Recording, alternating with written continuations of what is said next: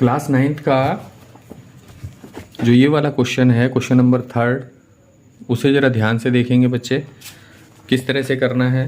तो उसके लिए एक फ़िगर बना रखा है इन्होंने। ये फिगर है इसका, जिसे आपको ध्यान से देख ही रहा होगा। तो देखिए इसके ना अलग अलग पार्ट हैं, पार्ट 1, पार्ट 2, पार्ट 3, पार्ट 4, 3, 4, 5। इन पार्ट्स को हमने एक एक करके सॉल्व करना है। पार्ट 1 को लेते हैं। इसका सबसे पहले पार्ट 1 है, तो पार्ट 1 का अलग डिज़ाइन बना लिया हमने और हमने देखा इसको किस तरह से सॉल्व करना है।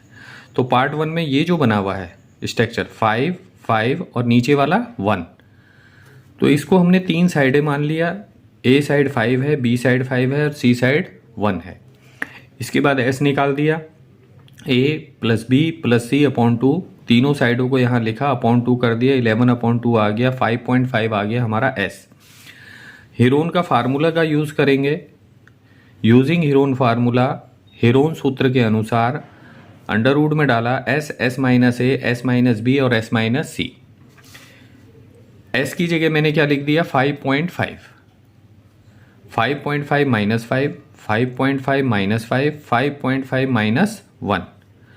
इस तरह से मेरे को जो मिला, इसमें से इसको जब मैंने लेस कर दिया तो क्या मिला 0.5। इसमें से जब लेस करा तो 0.5, इसमें से जब लेस करा तो क्या मिला मुझे 4.5। आगे चलते हैं। जब इसको मैंने अब तोड़ लिया, इसको मैंने कैसे तोड़ा 11 इंटू 0.5। 11 की मल्टीप्लाई जब 0.5 से करेंगे तो क्या आ जाएगा 5.5। इसको ऐसे ही उतार दिया, इसे भी ऐसे ही उतार दिया और इसे मैंने 9 इंटू 0.5 लिख दिया। तो दिन के जोड़े बन गए, पेयर बन जाते हैं, वो बाहर आ गए मेरे 0.5 इंटू 0.5 बाहर आ गए। अंदर जो बचा अंडर रूट 11 इंटू 9, 9 को मैंने फिर तोड़ दिया 3 इंटू 3 में, तो 3 भी मेरा बाहर आ गया। 0.5 into 0.5 into 3 under root 11। Under root 11 की जो वैल्यू होती है वो होती है 3.33। इसकी इससे मल्टीप्लाई कर दी और इस तरह मेरे पास आ गया 2.49। ध्यान से देखेंगे इसे। इसी के बाद मैं इसका जो सेकंड पार्ट है उसको ले रहा हूं पार्ट सेकंड। पार्ट सेकंड को मैं देखता हूं किस तरह की शेप है उसकी एक शेप में बना लेता हूं रफली, जिससे कि आप लोगों को जल्दी समझ में आ जाए। तो इसकी जो टोटल लेंथ है वो है 6.5। टोटल लेंथ कितनी है 6.5 है और जो नीचे वाला हिस्सा है वो 1 है। ये कैसी शेप लग रही है आपको, रेक्टेंगल, रेक्टेंगल शेप है ये। तो रेक्टेंगल शेप है तो L इंटू बी करके ही, यानी 6.5 इंटू 1 कर दीजिए और इसका आंसर आपके पास आ गया।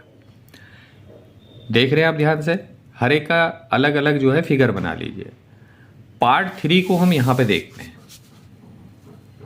पार्ट 3, तो पार्ट 3 में क्या है देखिए जरा, उसका एक छोटा सा उसका भी हम बना लेते हैं यहां पर। और बनाने के बाद ये 1 है, ये 2 है, इन दो साइडों को यहां बीच में ले आइए इस तरह से।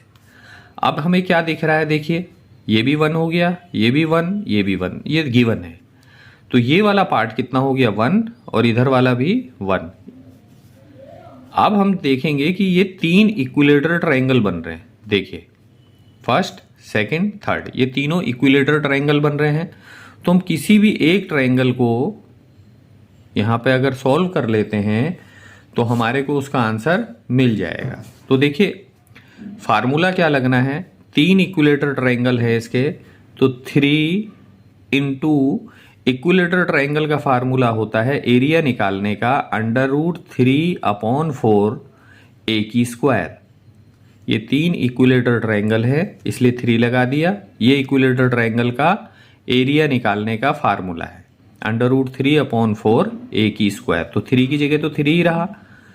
अंडर रूट 3 को हम अंडर रूट 3 की वैल्यू लगा सकते हैं 1.73 और ए की जगह क्या लगा सकते हैं 1 की स्क्वायर अपॉन 4। इसके बाद हम इसकी मल्टीप्लाई कर देते हैं। ऊपर ऊपर वालों की जब मैंने मल्टीप्लाई करी तो मुझे आया 5.19 अपॉन 4, और जब मैंने इसको सॉल्व करा तो ये आ गया 1.29। इक्विलेटरल ट्रायंगल है, 3 ट्रायंगल बन रहे हैं, ये भी 1, ये भी 1, और इस तरह से जो है हमने इक्विलेटरल ट्रायंगल का फार्मूला लगा दिया। ये याद रखेंगे बच्चे, इक्विलेटरल ट्रायंगल का फार्मूला। पार्ट 4 पे आ जाते हैं। पार्ट 4 जो है उसकी शेप किस तरह की है जरा ध्यान से देख लेंगे एक बार। इस तरह की उसकी शेप बन रही है। ये वाला जो है वो 6 है और ये वाला है 1.5। सेम यही पार्ट 4 है और सेम यही पार्ट 5 है। तो ये कैसा ट्रायंगल बन रहा है आपके हिसाब से? ये मेरे हिसाब से जो है राइट एंगल ट्रायंगल बन रहा है। और इसको हम एरिया निकालने के लिए कौन सा फार्मूला लगाएंगे? राइट एंगल ट्रायंगल वाला, 1/2 इंटू बेस और इंटू हाइट। तो 1/2 ऐसे ही रहा, बेस की जगह मैंने 6 लगा दिया और हाइट की जगह 1.5 लगा दिया। इसको काट दिया, 3 से जब इसकी मल्टीप्लाई करी तो 4.5 आ गया अप्रॉक्स। अब पार्ट 5 है वो भी सेम है, तो उसका भी एरिया कितना आ गया? 4.5। तो टोटल एरिया निकालने के लिए मैंने सारे पार्टों को part 1 plus part 2 plus part 3 plus part 4 plus part 5 सबको जोड़ दिया। तो मेरा सबसे पहले जो पार्ट 1 आया था 2.49,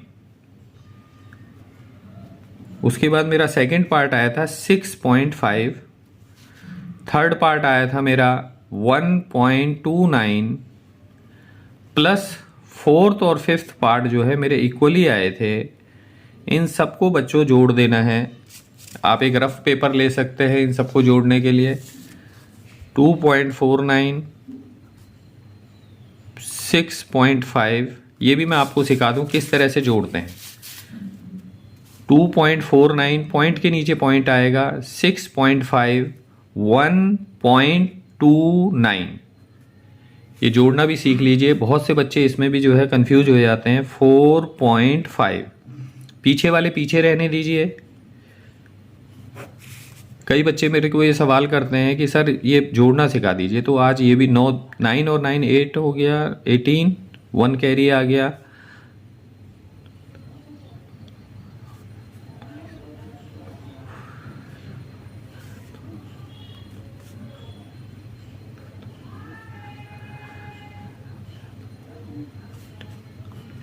$19.28 अप्रॉक्स इसका आंसर आ गया, 19.28। तो मेरी उम्मीद है आप सबको ये अच्छी तरह से समझ आ गया होगा। एक एक चीज़ को मैंने दिखाया है, पॉइंटों में किस तरह जोड़ना है ये भी मैंने यहाँ पे सिखाया है आपको। इसको बड़े ध्यान से देखना है, किस तरह से पॉइंट के नीचे पॉइंट आएगा, आगे वाली संख्या आगे और पीछे वाली संख्या पीछे रह जाएंगी। 19.28 अप्रॉक्स में आप इसका आंसर डाल सकते हैं। तो ओके करूं बच्चों, इसको एक बार देख लें पूरा सवाल अलग अलग पार्ट में।